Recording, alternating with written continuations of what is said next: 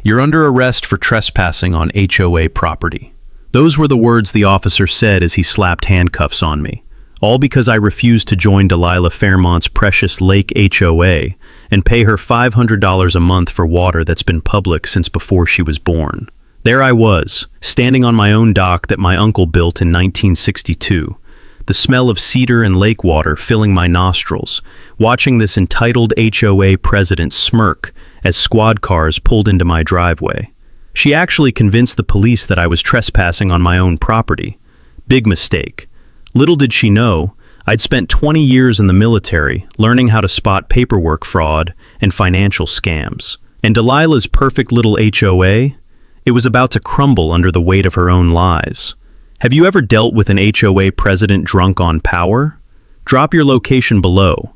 This is where the real story begins. My name's Jake Brennan, and 6 months ago I thought inheriting my Uncle Roy's lakefront cabin was the luckiest break of my life. 20 years in military logistics, fresh out of a divorce that cost me half my pension. I was ready to disappear into the woods and fix things with my hands instead of my lawyers. Uncle Roy bought his slice of paradise in 1962 for $8,000, less than what some people drop on a weekend in Vegas today. Back then, Mirror Lake was just fishing holes and family cabins, before developers discovered luxury lakefront living. The cabin still reeked of Roy's Lucky Strikes and Maxwell House coffee when I moved in. Floors creaked like old bones, but the windows framed water so clear you could count rocks on the bottom 20 feet down. Roy built everything himself, including that stubborn wooden dock that stuck into the lake like a Declaration of Independence. I loved the morning ritual. Coffee on the deck, watching mist rise off the water while loons called from the far shore. 35 properties scattered around the lake, mix of retirees who'd wave from their pontoon boats and young families teaching kids to fish. The kind of place where people still borrowed tools and returned them cleaner than they found them. Then Hurricane Delilah blew into my peaceful world. Week 2, I'm replacing dock boards worn smooth by decades of bare feet. When I hear it, click, click, click of designer heels on weathered wood, the sound of trouble in stilettos. Mr. Brennan? The voice could freeze coffee.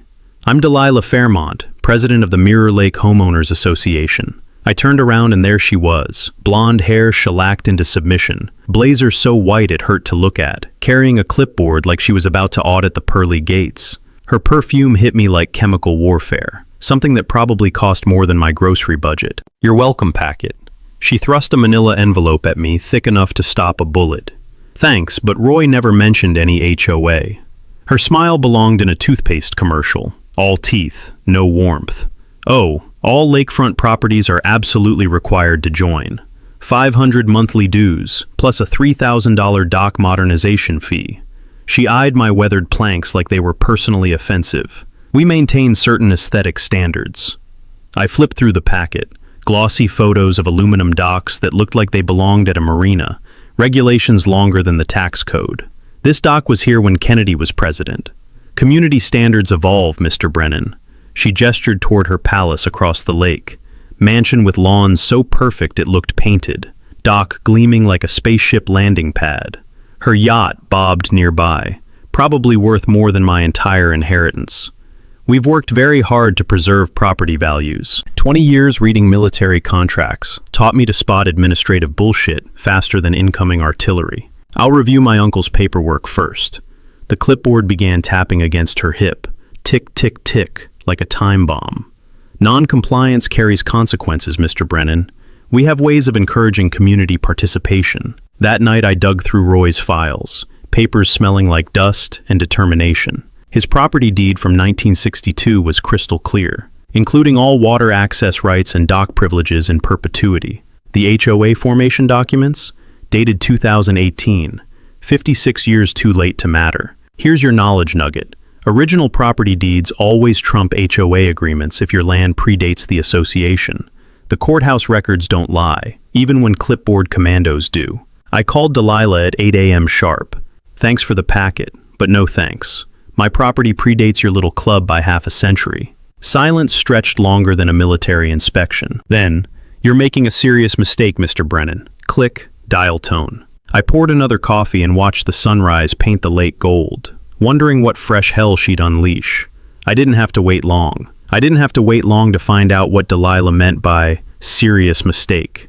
3 days later, I was replacing some rotted dock boards, enjoying the peaceful thunk, thunk, thunk of my hammer echoing across the water, when the sound of slamming car doors shattered the morning calm. Not the gentle thud of neighbors dropping by, the authoritative slam of squad cars arriving for serious business.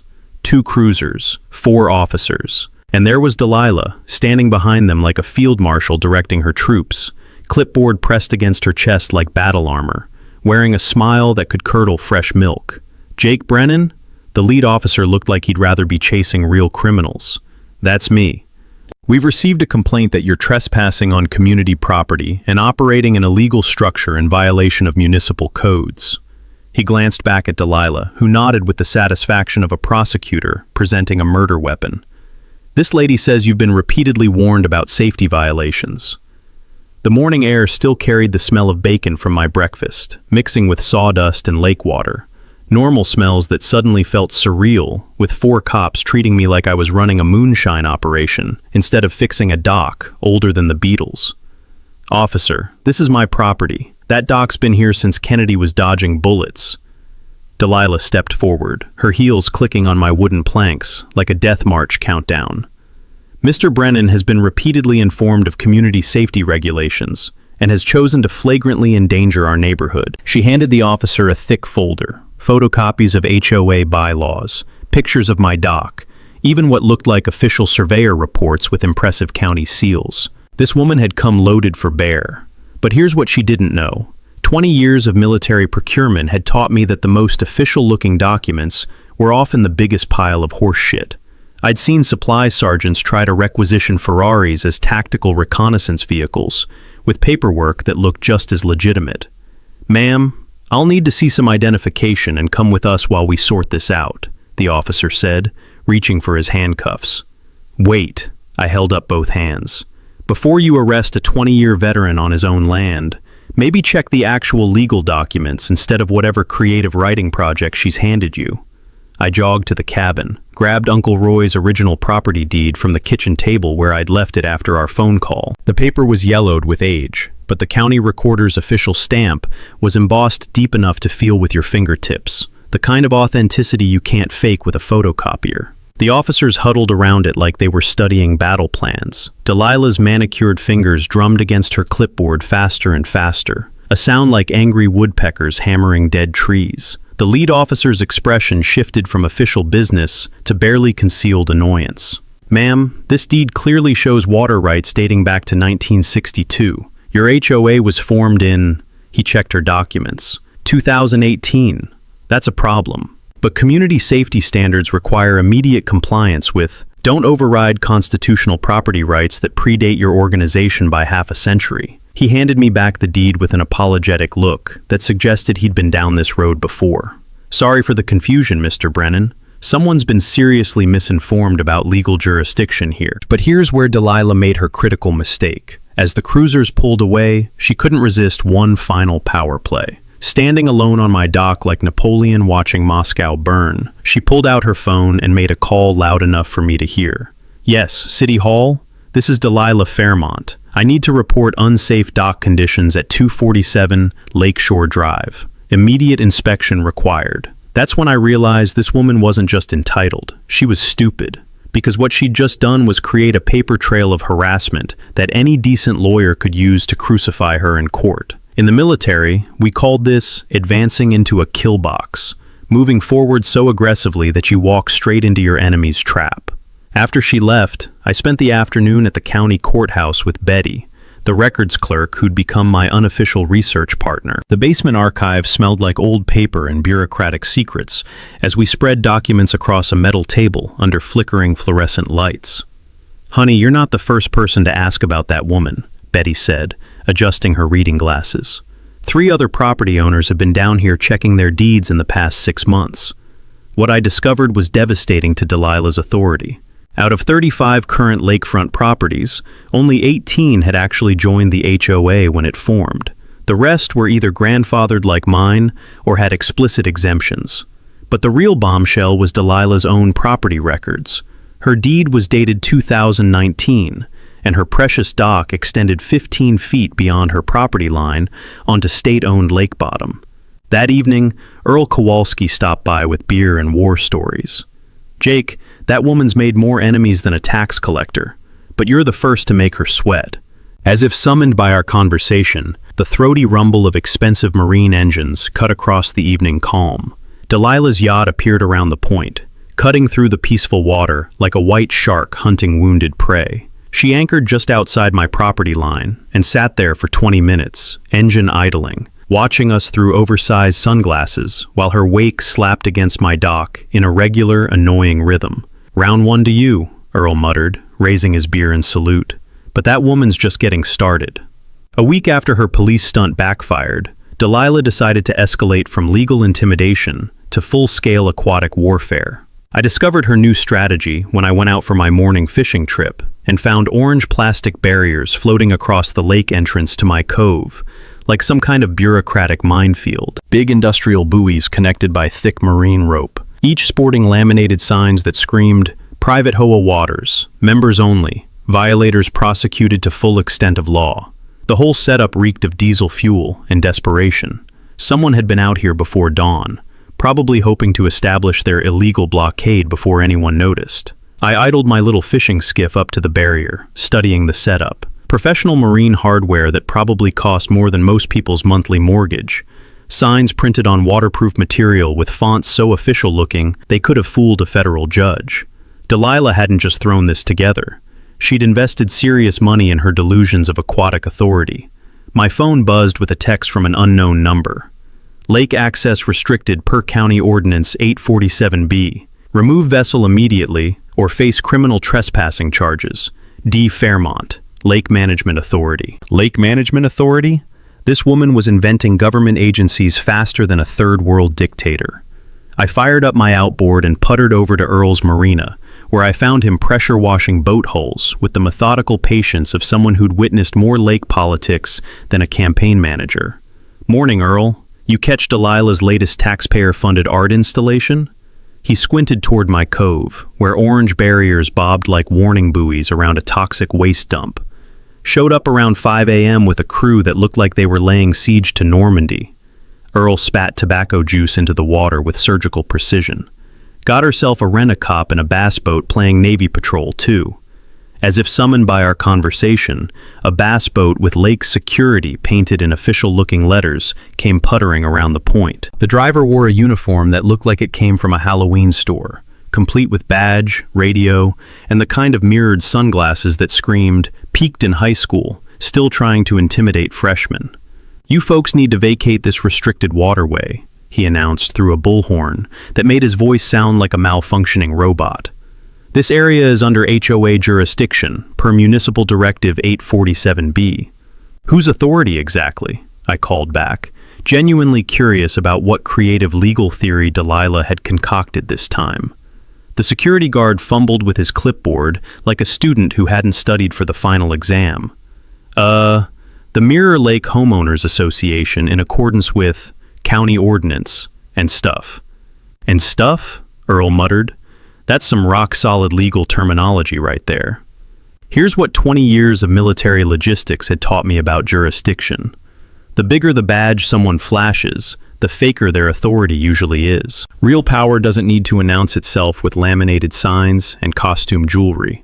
I made a quick call to Tom Mitchell at the county's Natural Resources office, a soft-spoken guy who looked like he'd rather be studying fish migration patterns than explaining basic law to entitled civilians. His office smelled like coffee and the patient frustration of someone who'd spent years correcting the same misconceptions.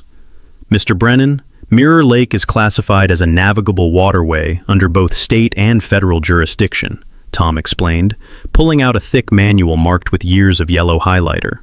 "Private entities restricting public navigation is like your neighbor charging tolls to use the street in front of your house. Completely illegal and spectacularly stupid." "What about this Ordinance 847B she's citing?" Tom's laugh carried the bitter edge of experience. "Doesn't exist. County ordinances run numerical, not alphabetical. She might as well be citing the Magna Carta." Armed with this ammunition, I called the Coast Guard Auxiliary. Within an hour, a Coast Guard vessel was cutting through Delilah's barriers like they were made of wet paper, declaring them illegal navigation hazards that violated about 6 different federal laws. But here's where Delilah made her most spectacular mistake. Instead of cutting her losses, she doubled down. Her yacht came screaming across the lake like a white missile, Delilah standing at the bow looking like some kind of nautical dictator about to reclaim her empire. She pulled alongside the Coast Guard boat and launched into what looked like the world's most one-sided legal argument, gesturing frantically with her clipboard while the coasties listened with the professional patience of people trained to deal with unhinged civilians. The conversation lasted exactly 8 minutes. Then the Coast Guard boat pulled away, and Delilah's yacht sat dead in the water like a very expensive paperweight. Her security patrol had vanished faster than free beer at a construction site. The barriers were gone, and Delilah was left floating alone in the middle of her private lake, probably wondering how her master plan had turned into a federal case against her. That evening, Tom Mitchell called with news that made my day. "Jake, funny thing, our investigation into unpermitted dock modifications just got fast-tracked. Seems someone's been making major structural changes without environmental review." I watched lights blazing in every window of Delilah's mansion, like a fortress under siege. Starting anywhere particular? Can't say specifically, but we always begin with the largest and most obvious violations first. Delilah had just learned that when you try to weaponize government authority against your neighbors, sometimes the weapon has a tendency to explode in your face. 2 weeks after her floating barrier fiasco became a Coast Guard case study in how not to claim public waters, Delilah decided it was time to unleash the lawyers. I knew she'd escalated to nuclear warfare when a process server showed up at my door, carrying an envelope thick enough to stop small-caliber bullets. "Jake Brennan, you've been served. Have a blessed day." The envelope contained a cease and desist letter, printed on letterhead so expensive it probably cost more per sheet than most people's lunch. Whitman, Crenshaw, and Associates from the state capitol, the kind of law firm that charged clients for the time it took to sharpen pencils. The opening line made me snort coffee through my nose. "Your client's continued trespass upon established community waters and flagrant disregard for lawful HOA authority constitutes actionable interference with our client's prescriptive water rights, established through 20 years of continuous lake management." 20 years? The HOA was formed in 2018. Either Delilah's lawyers failed basic arithmetic, or they were hoping I'd be too intimidated to fact-check their creative timeline. The smell of legal bullshit wafted off those pages like expensive perfume trying to mask the stench of a landfill. They demanded I remove all lake structures within 30 days or face a $75,000 lawsuit for ongoing trespass and willful community disruption. Back in Iraq, corrupt contractors used to send similar letters whenever we caught them selling us defective equipment or charging the government for champagne while delivering grape juice. I'd learned that the fancier the letterhead, the weaker the actual case usually was. A quick Google search revealed that Marcus Whitman, Esquire, specialized in real estate intimidation and had a perfect track record of settling out of court because his clients' cases usually crumbled under actual legal scrutiny. This was a shakedown operation. Delilah was betting I'd pay a few thousand in nuisance money rather than risk a lawsuit that could bankrupt me, even if I won. I called my army buddy Dave Rodriguez, who traded his combat boots for law books and now practiced property law with the same precision he'd once used to defuse roadside bombs.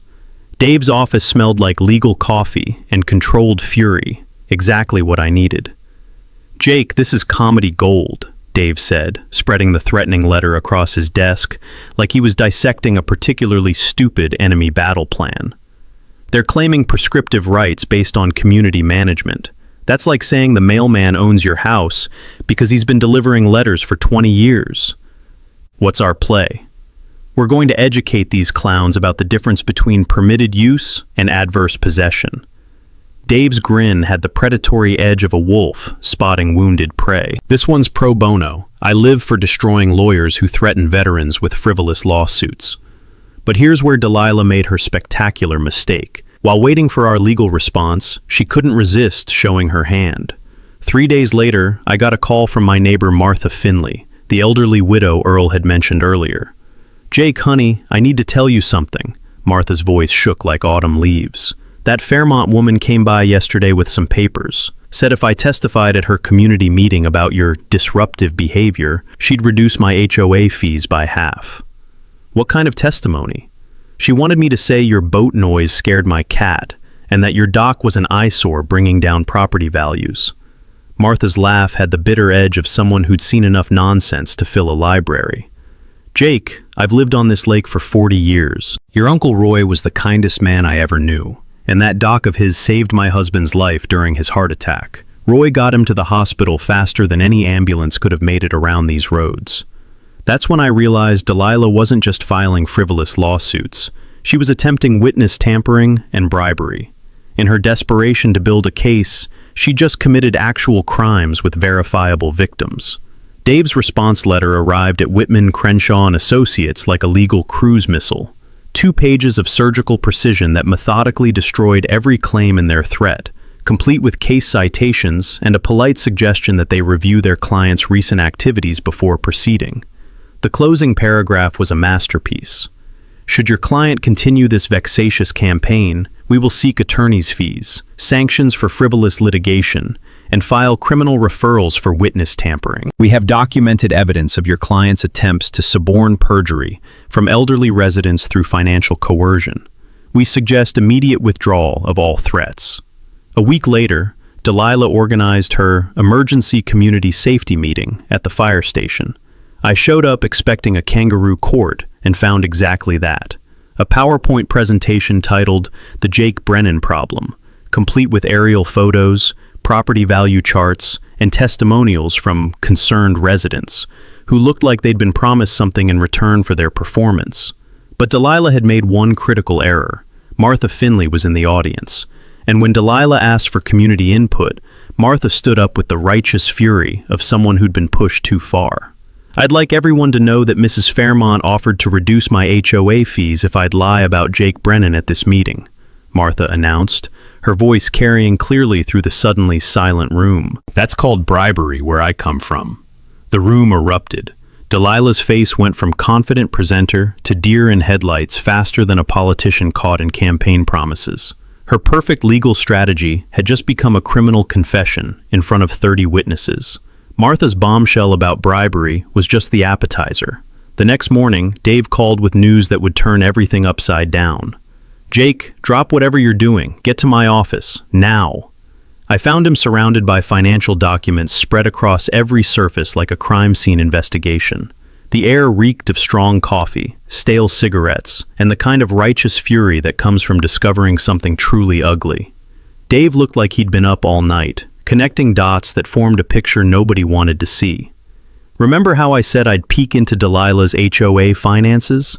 His expression mixed amazement with the kind of disgust usually reserved for finding roadkill in your refrigerator. Jake, this woman makes Bernie Madoff look like a choir boy.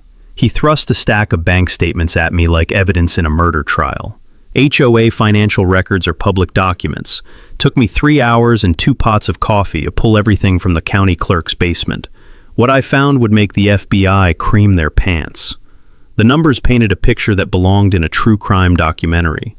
Monthly collections from 18 member properties, $15,000 average. 3-year total deposits, $547,000. Current account balance, $11,000 and some loose change that wouldn't buy a decent used car. Jesus Christ, where did $500,000 disappear to? That's where our little community leader gets creative. Dave flipped to pages highlighted in angry yellow marker. Lake management consulting fees paid to Fairmont Enterprises. $180,000 for services that exist only in Delilah's imagination. Emergency dock improvements, water quality testing, community safety assessments. His laugh had the bitter edge of someone who'd seen too much human greed. Every invoice traces back to shell companies owned by our beloved HOA president. But the real gut punch was in the county tax records. Dave slammed down another document stamped with red ink, like a death certificate.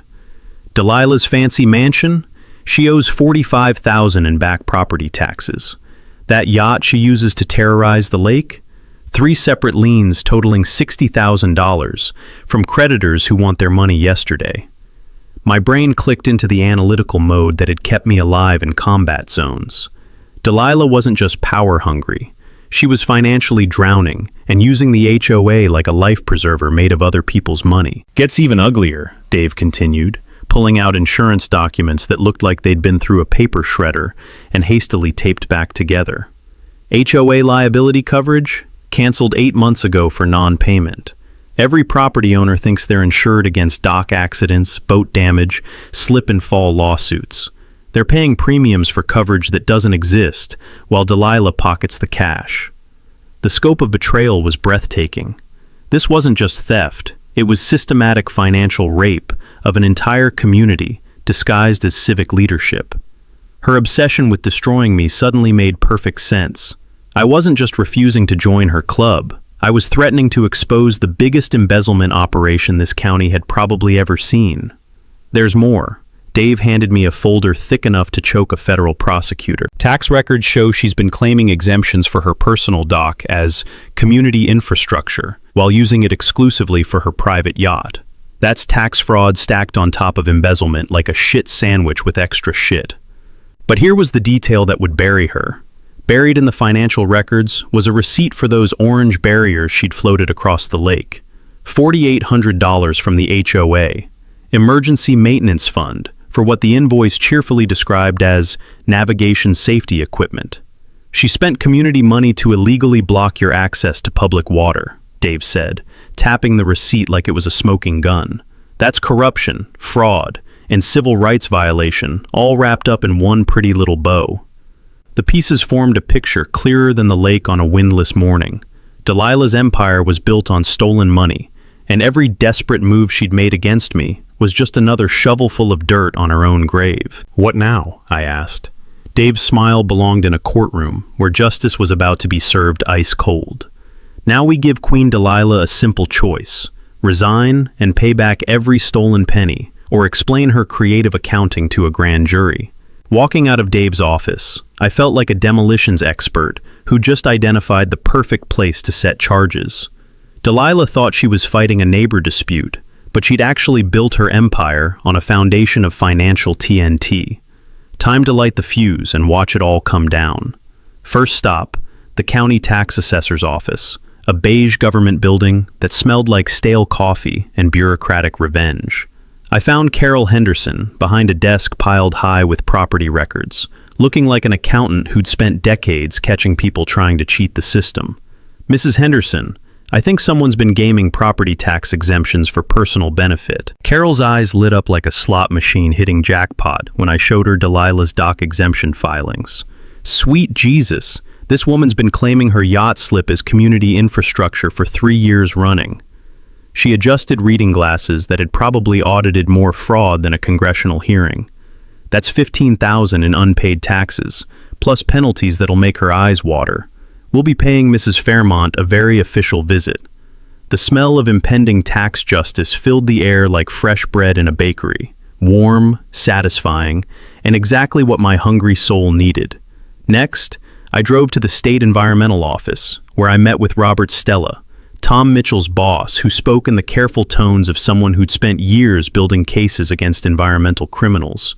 His office walls were covered with before and after photos of environmental violations that looked like crime scene evidence. "Mr. Brennan, we're opening a formal investigation based on your complaint about unpermitted modifications."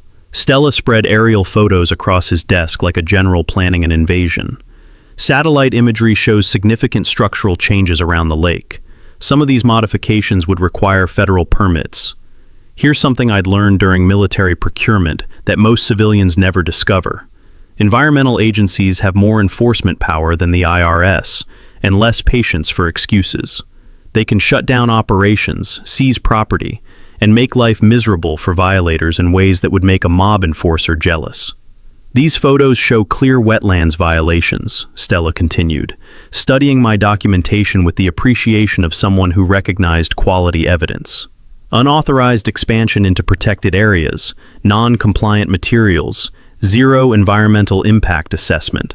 We're talking six-figure fines here." But the real beauty of my strategy was its multi-pronged approach. While I was building cases with various agencies, I was also organizing the community resistance that would make Delilah's authority collapse from within. Earl's Marina had become unofficial headquarters for the lake property owners, who'd gathered like resistance fighters, planning to overthrow an occupying army. The air in his cluttered office smelled like motor oil and shared determination, the perfect combination for revolution. "Jake, we've been talking," said Margaret Stevens, a retired nurse whose voice carried the quiet authority of someone who dealt with life and death decisions. "7 of us never joined Delilah's HOA, and after hearing about the bribery attempt, 3 more families won out. What's the plan?"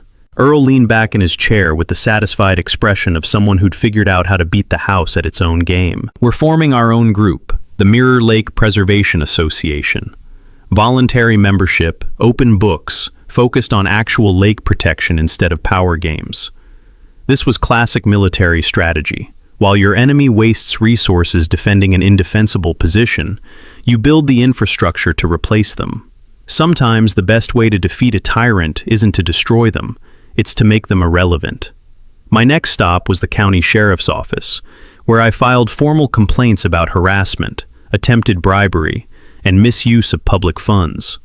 Sheriff Williams, a gray-haired veteran with eyes that had seen too much small-town corruption, listened with the patient attention of someone who'd been waiting for this particular bomb to explode. "We've had our eye on HOA activities for months," he admitted, making notes in a file thicker than a phone book. "Multiple harassment complaints, that federal navigation violation, now potential criminal fraud. You've given us probable cause to request a full audit." The trap was beautiful in its simplicity. Multiple agencies closing in from different angles, while community support evaporated beneath Delilah's feet. Like any good demolition job, timing was everything. But my masterstroke was researching county foreclosure procedures. When property owners defaulted on tax payments, the county could seize assets and auction them to recover debts. Boats, docks, even waterfront land could end up on the auction block. I started setting aside money from my growing boat repair business and arranged pre-approval for auction financing through the Veterans Credit Union. When Delilah's financial house of cards collapsed, I intended to be the highest bidder at the sheriff's sale. The ultimate irony, the dock she'd tried to destroy through legal intimidation would become mine through legal process. Justice served cold with a side of poetic revenge. That evening, I sat on Uncle Roy's weathered dock, watching sunset paint the lake like a Norman Rockwell painting, feeling the deep satisfaction that comes from a perfect plan falling into place. Across the water, every light in Delilah's mansion blazed like a fortress under siege. She had no idea the siege was already over. She just hadn't received the surrender terms yet. The sound of loons calling across peaceful water, mixed with gentle waves lapping against honest wooden planks. Sounds that would soon return to Mirror Lake permanently, once the neighborhood tyrant learned that sometimes the little guy wins. Delilah's world started crumbling on a Tuesday morning, when the county tax assessor's van pulled into her driveway, like an unwelcome relative arriving for an extended stay. I was drinking coffee on my dock, watching through binoculars as Carol Henderson and 2 assistants began photographing Delilah's dock from every conceivable angle. The show got even better when Delilah emerged from her mansion in a bathrobe that probably cost more than my monthly grocery budget, gesticulating wildly like a conductor, directing a symphony of panic. Even from across the lake, I could hear her voice carrying over the water, high-pitched protests about harassment and improper procedures. But Delilah wasn't going down without a fight. That same evening, I discovered just how desperate she'd become when I found my boat's engine compartment flooded with lake water. Someone had loosened the drain plug and compromised the hull sealer, sabotage that would have sunk my boat if I hadn't caught it during my routine pre-trip inspection. The smell of bilge water mixed with diesel fuel told the story clearly enough. This wasn't accidental damage, it was deliberate vandalism, designed to look like normal wear and tear. Lucky for me, 20 years of military logistics had taught me to inspect equipment like my life depended on it, because in combat zones, it usually did. I'd installed security cameras around my property after the first police incident, and the footage from that night was better than Christmas morning. Clear as daylight, a figure in dark clothing approaching my boat around 2 a.m., working on the engine compartment for nearly 20 minutes, then disappearing back toward the marina parking lot. The really beautiful part? The vandal had parked under the marina's security light, and when they looked up to check for witnesses, the camera caught a perfect shot of Delilah Fairmont's face, framed by her signature blonde hair. "Ma'am, we take property destruction very seriously in this county," Sheriff Williams said the next morning, studying my video evidence with the professional interest of someone building a criminal case, especially when it involves potential life safety issues on the water. But Delilah's panic-driven mistakes were just getting started. While the sheriff was processing vandalism charges, I got a call from Margaret Stevens that made my day. "Jake, you need to hear this." Margaret's voice shook with barely controlled fury.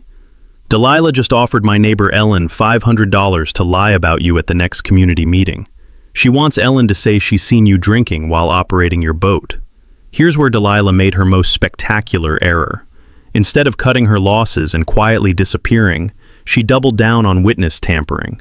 The woman was so desperate to discredit me that she was creating felony charges faster than a politician makes campaign promises. Did Ellen record the conversation? Better. Ellen's husband is a retired state trooper. He was listening on speakerphone and took notes. They're filing a complaint this afternoon. The beauty of Delilah's desperation was that every move she made created more evidence for the prosecutors building cases against her. She was like a drowning swimmer pulling her rescuers underwater, except in this case, she was pulling herself deeper into legal quicksand. But her most desperate gambit came 3 days later, when county environmental inspectors arrived to examine dock modifications around the lake. I was watching from my property when their boat pulled up to Delilah's massive aluminum structure, and what happened next was better than reality television. Delilah came racing down to her dock, carrying what looked like official documents, probably hoping to intimidate the inspectors with more of her creative legal theories. But when she started waving papers and demanding they leave private HOA property, one of the inspectors pulled out his badge and calmly explained Federal Environmental Authority. The sound of Delilah's voice rising to near hysteria carried across the water like a siren, announcing the end of her reign. "You can't inspect private property without proper warrants. I know my rights." "Ma'am, this is navigable waterway under federal jurisdiction," the inspector replied, with the patient tone of someone who dealt with unhinged property owners before. "We have full authority to inspect any structure affecting water quality or navigation." What happened next was pure comedy gold. Delilah actually tried to physically block the inspectors from measuring her dock, which resulted in her being handcuffed and removed from the scene while they completed their work. The sight of the neighborhood tyrant being arrested on her own dock was worth every minute of harassment I'd endured. That evening, Earl stopped by with beer and the latest gossip from the Marina grapevine. "Jake, that woman's lost her damn mind," he said, settling into his usual chair with a satisfied grunt. "Word is she's been calling everyone in the county government trying to get inspections stopped. Made so many threatening calls to the environmental office that they've referred her to the state attorney general." The smell of grilling burgers from a neighbor's barbecue drifted across the water, mixing with the peaceful sounds of families enjoying their evening on the lake. Normal sounds that would return permanently once Delilah's reign of terror finally ended. "She's scared," I said, watching lights blaze in every window of her mansion like a fortress preparing for final battle. "Scared people make stupid mistakes. How many stupid mistakes you reckon she's got left in her?" I raised my beer in salute to poetic justice. "At the rate she's going, not many." Delilah's criminal charges became public record on a Friday, and by Monday morning, she'd transformed from neighborhood tyrant into cornered animal. I discovered just how dangerous cornered animals could be when I found federal agents waiting in my driveway. "Mr. Brennan? Agent Sarah Stella, FBI. We need to discuss some allegations that have been made against you." My coffee mug stopped halfway to my lips. The morning air carried the smell of fresh pine and impending bureaucratic nightmare, a combination that reminded me of military briefings that never ended well. "What kind of allegations?" Agent Stella consulted a tablet thick with official-looking documents. "Anonymous tips claiming you've been involved in tax evasion, veterans benefit fraud, and possible terrorist activities related to your military service." I almost laughed out loud. Delilah had gotten so desperate that she'd started filing false reports with federal agencies, apparently hoping to overwhelm me with investigations while she escaped the noose tightening around her own neck. "Agent Stella, I'm guessing these anonymous tips came from someone familiar with my ongoing property dispute." Her expression shifted from official business to professional embarrassment. "We're required to investigate all credible threats, Mr. Brennan, but between you and me, These complaints have the earmarks of harassment rather than genuine security concerns. The FBI visit lasted exactly 20 minutes, long enough for Agent Stella to realize she'd been weaponized by a desperate criminal, but short enough to preserve everyone's dignity. As her car pulled away, I noticed Delilah watching from her dock through expensive binoculars, probably hoping to see me dragged away in handcuffs. But Delilah's most spectacular mistake came that same afternoon, when she made one final attempt to bribe her way out of trouble. I was replacing dock boards when my phone rang with a number I didn't recognize. "Mr. Brennan, this is Delilah Fairmont. I think we should talk." "I'm listening." Her voice carried the desperate edge of someone trying to negotiate from a position of complete weakness. "This situation has gotten out of hand. I'm prepared to offer you a substantial settlement if you'll withdraw your complaints." "What kind of settlement?" $50,000, plus I'll personally pay for any dock improvements you want to make. All you have to do is sign a statement saying this was all a misunderstanding. Here's where 20 years of military intelligence training paid off. I knew enough to keep her talking while I recorded everything. My state allowed single-party consent for recordings, which meant Delilah was about to confess to bribery while providing evidence of her own guilt. "That's a generous offer, Mrs. Fairmont. Where exactly would this $50,000 come from?" "I have resources available through various HOA accounts. Emergency funds set aside for community improvements." "You mean the same HOA accounts that are currently under criminal investigation for embezzlement?" Long pause. Then, "Mr. Brennan, I think you misunderstand the seriousness of your situation. Federal agencies are very interested in your activities. It would be unfortunate if additional information came to light about your background." And there it was. Bribery, followed immediately by extortion, all captured in high-definition digital audio. Delilah had just handed me enough evidence to destroy her in any court in America. "Mrs. Fairmont, I think this conversation is over." "You're making a very serious mistake, Jake. I have connections you can't imagine. People who can make your life very difficult." The line went dead, but the damage was done. I immediately forwarded the recording to Dave, Sheriff Williams, and Agent Stella. Delilah had just committed multiple felonies while trying to cover up her previous crimes, like a drunk driver fleeing a traffic stop straight into a police roadblock. But her final, desperate gambit was the most pathetic of all. That evening, I got a call from Tom Mitchell at the environmental office. "Jake, you're not going to believe this. Delilah Fairmont just filed a complaint claiming you've been dumping chemicals in the lake and operating an illegal waste disposal business." "Let me guess. Anonymous tip?" Not even close. She signed the complaint herself and demanded immediate action. "Problem is, we've been monitoring water quality around your property for weeks as part of the dock investigation. Your water samples are cleaner than most municipal drinking supplies." The beauty of Delilah's desperation was that every lie she told created more evidence of harassment and filing false reports. She was like a gambler, doubling down on every losing hand, apparently believing that if she just filed enough complaints, one of them would stick. Her final mistake was the most telling. Around midnight, I heard the sound of powerful engines starting up across the lake. Looking through my binoculars, I watched Delilah's yacht pulling away from her dock, loaded with what looked like personal belongings and boxes of documents. She was running. The woman who'd spent months claiming absolute authority over Mirror Lake was fleeing in the middle of the night like a thief escaping with stolen goods. But here's the thing about running from the law on a boat. The Coast Guard takes a very dim view of navigation after midnight without proper lighting, especially when the vessel is operated by someone under multiple criminal investigations. I didn't have to wait long for the sound of official marine engines and searchlights cutting through the darkness. Delilah's escape attempt lasted exactly 47 minutes before she was intercepted, boarded, and escorted back to shore by federal agents. The woman who'd tried to control every drop of water in Mirror Lake had just discovered that some waters are deeper than her delusions of power. The county courthouse steps on auction morning looked like the finale of a reality show where karma finally catches up with the villain. News crews from 3 counties had shown up to cover what the local paper was calling the $1 million lake fraud, and curious residents packed the sidewalks like spectators at a public execution. I arrived early, carrying my pre-approved financing documents in a folder that felt heavy with vindication. The smell of fresh coffee mixed with morning dew, and the electric anticipation of justice finally being served. A combination better than Christmas morning and my birthday rolled into one. Sheriff Williams stood behind a podium, like an auctioneer about to sell the crown jewels of corruption. Spread before him on portable tables were the physical remnants of Delilah's empire: dock sections, marine equipment, navigation electronics, and the crown jewel herself, that pristine white yacht that had terrorized Mirror Lake for 3 years. Ladies and gentlemen, we're here for the court-ordered seizure auction of assets belonging to Delilah Fairmont, convicted of embezzlement, fraud, and conspiracy. The sheriff's voice carried the authority of someone who'd waited years to say those words. All proceeds will go toward restitution for defrauded community members.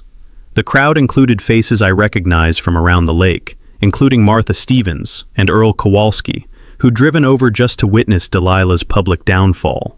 Their expressions mixed satisfaction with the kind of relief that comes from watching a bully finally get their comeuppance. But the best part was seeing Delilah herself, standing off to the side with her criminal defense attorney, a tired-looking man who probably specialized in hopeless causes and desperate clients. She'd traded her designer blazers for a county jail jumpsuit that made her look like what she'd always been underneath the expensive clothes, a common criminal facing the consequences of her choices. First item: 2019 custom marine luxury yacht, 34 feet, twin engines, seized for unpaid tax liens. Sheriff Williams gestured toward the boat that had once been Delilah's symbol of dominance. Opening bid, $40,000. Several boat dealers had shown up, drawn by the prospect of acquiring expensive marine equipment at below-market prices. But I'd done my homework. I knew the yacht's true value, its maintenance history, and exactly how much I was willing to spend to own the symbol of my tormentor's fallen empire. The bidding started conservatively, with dealers testing the waters like cautious swimmers. 45,000, 50, 55. But when the price hit 60,000, most of the commercial bidders dropped out, leaving me facing off against one persistent dealer who clearly hadn't read the yacht's maintenance records as carefully as I had. 70,000, I called out, my voice carrying across the courthouse steps like a declaration of victory. The dealer hesitated, consulting notes on his clipboard. 72.5. I'd spent weeks researching comparable boats, market values, and financing options. This wasn't about emotion. It was about acquiring valuable assets at a price that made financial sense. 75,000. The dealer shook his head and stepped back. The crowd fell silent, except for the sound of Delilah's sharp intake of breath, as she watched her precious yacht change ownership. 75,000. Going once, going twice. Sheriff Williams looked around for any last-minute bidders. Sold to Jake Brennan. The courthouse steps erupted in applause that felt like vindication made audible. Martha Stevens was actually crying, tears of joy for watching justice triumph over corruption. Earl Kowalski's weathered face split into a grin wide enough to sail a boat through. But we weren't done yet. Next came the dock equipment, aluminum sections, marine hardware, navigation electronics. All the infrastructure Delilah had claimed was community property while using for personal benefit. Custom aluminum dock system with integrated utilities, assessed value $43,000, the sheriff announced. Opening bid, $30,000. This time I faced no competition. Most bidders didn't have waterfront property to install dock systems, and the few who did were intimidated by the complexity of transferring the structures. I won the entire dock package for $35,000, roughly 80 cents on the dollar for equipment that would have cost me 6 figures to buy new. The total damage to Delilah's empire, $110,000 in seized assets, all purchased by the man she'd spent months trying to destroy. The poetic justice was so perfect, it felt scripted by a Hollywood writer with a twisted sense of humor. As the auction concluded, and the crowd began dispersing, Delilah's attorney approached me with the desperate expression of someone trying to negotiate from a position of complete defeat. Mr. Brennan, my client would like to discuss a possible arrangement regarding the dock installation. I looked past him to where Delilah stood in handcuffs, her reflection visible in the courthouse windows like a ghost of her former arrogance. Counselor, your client's negotiating days are over. From now on, she deals with the Department of Corrections. The sound of media cameras clicking captured the moment perfectly. Jake Brennan, veteran and boat repair business owner, standing victorious while his former tormentor learned that sometimes the little guy really does win. Sheriff Williams handed me the ownership documents with a satisfied smile. "Congratulations, Jake. That yacht's been terrorizing decent people for too long. Nice to see her go to someone who'll use her right." 6 months after the auction, Mirror Lake had transformed from a battlefield into the peaceful community it was always meant to be. I was drinking morning coffee on my new aluminum dock, the same one Delilah had used to terrorize the lake, when Earl pulled up in his pontoon boat with news that made the sunrise even more beautiful. "Jake, you see the paper this morning?" He tossed me the County Weekly, headline reading, "Former HOA president sentenced to 3 years prison." Judge threw the book at her. Embezzlement, fraud, witness tampering, filing false reports. She'll be making license plates instead of lake rules. The smell of bacon drifting from nearby cabins mixed with fresh coffee and the sweet scent of justice fully served. Normal morning sounds had returned to Mirror Lake. Kids splashing off docks, fishing boats putting out at dawn, families planning weekend barbecues instead of legal strategies. My boat repair business was thriving in ways I'd never imagined. The seized yacht had become my flagship, a floating advertisement for quality restoration work that drew customers from 3 counties. Turns out people loved the irony of having their boats serviced by the guy who'd beaten the neighborhood tyrant at her own game. But the real transformation was in the community itself. The Mirror Lake Preservation Association had replaced Delilah's HOA with something that actually served residents instead of exploiting them. Margaret Greatest Stevens served as our volunteer coordinator. Earl handled marina relations, and I managed the lake cleanup initiatives that were attracting environmental recognition from the state. "You know what the best part is?" Margaret asked during our monthly meeting at the fire station, the same building where Delilah had once tried to railroad me with her PowerPoint persecution. Our insurance costs dropped 70% once we got rid of the fraud and started managing finances honestly. Property values had actually increased after Delilah's removal, proving that community cooperation worked better than authoritarian control. 3 new families had bought lakefront properties, drawn by our reputation for sanity and transparency.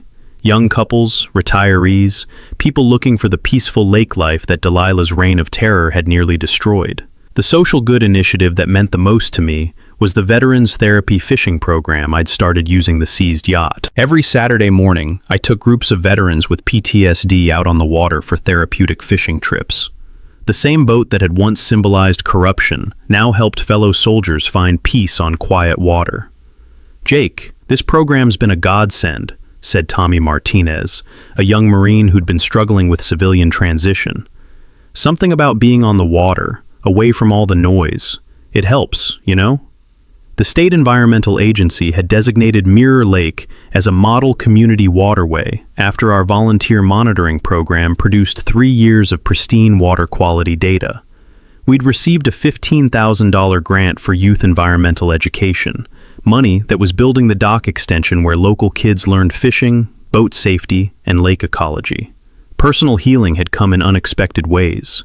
Sarah Stella, the environmental officer who'd helped investigate Delilah's violations, had become more than a professional contact. Our wedding was planned for next spring, on the dock where this whole battle had started.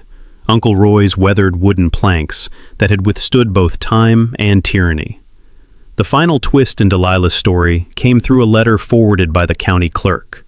Writing from minimum security prison, she'd requested mediation to discuss mutual forgiveness and community healing. Her letter reeked of the same manipulative desperation that had characterized her entire reign, complete with biblical quotes and promises of reformed behavior. I filed that letter in the circular cabinet where it belonged. Some people deserved second chances. Others needed to serve their full sentences and start over somewhere else. But the sweetest victory was the simplest one. Every morning, I sat on my dock, drinking coffee in complete peace, watching mist rise off water that belonged to everyone and no one. The sound of loons calling across the lake mixed with gentle waves lapping against honest wooden planks. Sounds that reminded me why Uncle Roy had loved this place enough to fight for it. The lake had taught me that sometimes standing your ground isn't about winning. It's about refusing to let bullies define your world. Delilah had tried to turn Mirror Lake into her personal kingdom, but she'd forgotten that water flows around obstacles, wearing them down until only the strong foundation remains. Community thrived when people worked together, instead of bowing down to petty tyrants with clipboards. Justice tasted sweetest when served by the very laws the corrupt thought they could manipulate. And peace felt deepest when you'd earned it by standing up for what was right. Share your own HOA horror story in the comments below. You'd be amazed how many people have fought similar battles and won. Hit subscribe if you want to see more stories about ordinary people taking down corrupt systems the right way. Because as long as there are Delilahs trying to control their neighbors, there need to be Jakes willing to fight back legally and win.